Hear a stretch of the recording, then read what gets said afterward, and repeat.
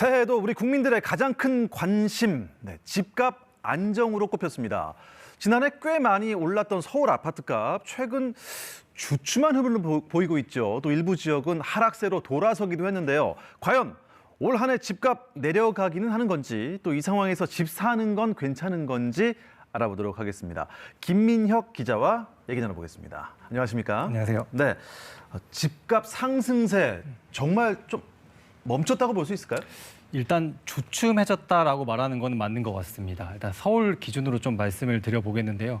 지난해 서울에서 이제 가장 많이 올랐던 달이 8월 달에 이제 폭이 0.22% 수준이었는데 네. 이게 가을 겨울을 지나면서 점점 그 폭이 줄어들더니 지난해 마지막 주 지난주였죠. 0.04%까지 이렇게 내려왔습니다. 그러니까 점점 0%로 가까이 가고 있는 그런 상황입니다.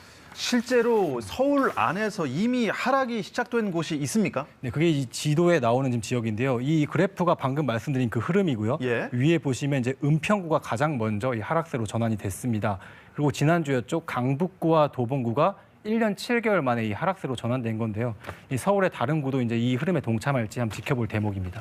이렇게 보니까 10월 넷째 주부터 이렇게 쭉 하락세가 가속화되고 있는 것 같습니다. 가을부터요. 이유가 조금씩 뭘까요? 줄고 있는. 예, 이유가 뭘까요? 아무래도 이제 돈줄 제기, 대출 규제 영향이 좀 큰 것 같고요. 네. 또 여기다 금리가 또 인상됐는데 올해 또 추가로 이 기준금리가 인상될 것이다 이런 예고가 나오면서 또 그런 흐름이 좀 가속화되고 있는 것 같습니다.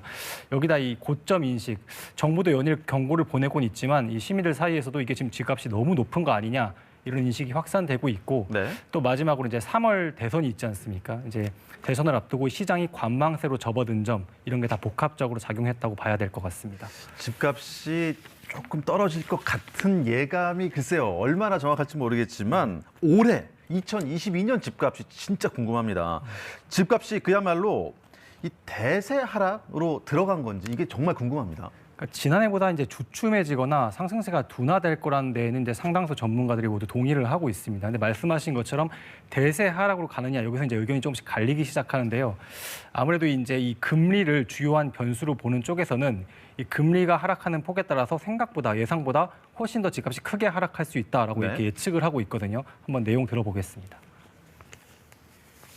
이자율이 계속 올라갈 거기 때문에 그 전반적으로 하락이 될 가능성이 굉장히 크고요. 2022년 말까지 이 기준금리 1.5가 됐을 때 서울시 전반적으로 한 10에서 17% 사이로 떨어져요. 네, 그런데 이 반론도 만만치가 않습니다. 이제 아무래도 올 한 해 실제 이제 입주할 수 있는 물량, 이 공급 물량이 부족하다 보니까 쉽게 떨어지지는 않을 거다 이런 지적인데요.